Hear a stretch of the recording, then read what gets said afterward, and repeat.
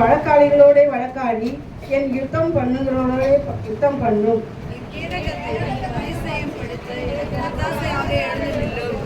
என்னை துன்பப்படுத்துகிறவர்களோடு என்னை எதிர்த்து நின்று ஈட்டியை வாங்கி அவர்களை மறித்து நான் உன் ரட்சிப்பு என்று என் ஆத்துமாவுக்கு சொல்லும்.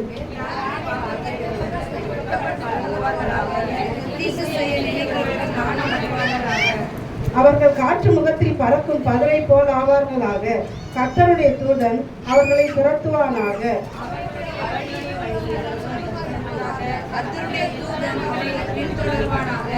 முகாந்திரம் இல்லாமல் எனக்காக தங்கள் வலையை குழியில் ஒளித்து வைத்தார்கள். முகாந்திரம் இல்லாமல் என் ஆத்மாவுக்கு படுகுழி வெட்டினார்கள்.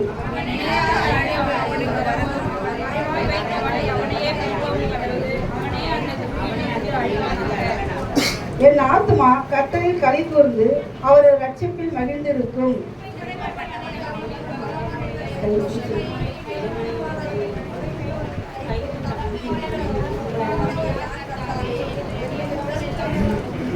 கொடுமையான சாட்சிகள் எழும்பி நான் அறியாததை என்னிடத்தில் கேட்கிறார்கள்.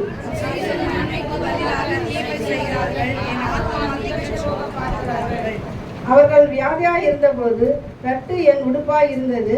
நான் உபவாசத்தால் என் ஆத்மாவை உபத்திரப்படுத்தினேன். என் ஜெபமும் என் மடியிலே திரும்ப வந்தது.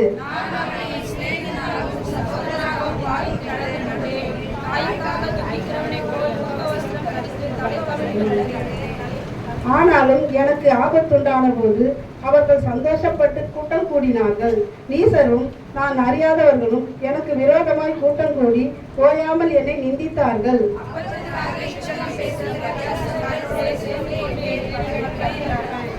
ஆண்டவரே, எதுவரைக்கும் இதை பார்த்து கொண்டிருப்பீர்? என் ஆத்துமாவை அழிவிற்கும் எனக்கு அருமையானவை சிங்கக்குட்டிகளுக்கும் தப்புவியும். வீணாய் எனக்கு சத்துருக்களானவர்கள் என் நிமித்தம் சந்தோஷியாமலும் முகாந்திரம் இல்லாமல் என்னை பகைக்கிறவர்கள் கண் சிமட்டாமலும் இருப்பார்களாக.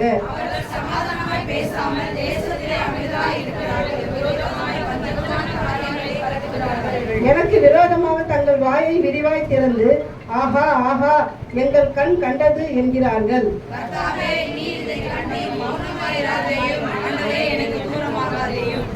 என் தேவனே, என் ஆண்டவரே, எனக்கு நியாயம் செய்யவும் என் வழக்கை தீர்க்கவும் விழித்து கொண்டு எழுந்தருளும்.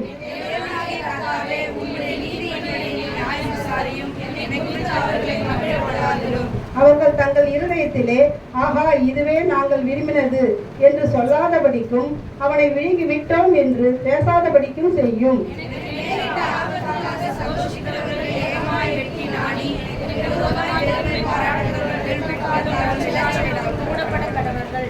என் நீதி விளங்க விரும்புகிறவர்கள் கம்பீரித்து மகிழ்ந்து தமது ஊழியக்காரனுடைய சுகத்தை விரும்புகிற கர்த்தருக்கு மகிமை உண்டாவதாக என்று எப்பொழுதும் சொல்ல கடவர்கள்.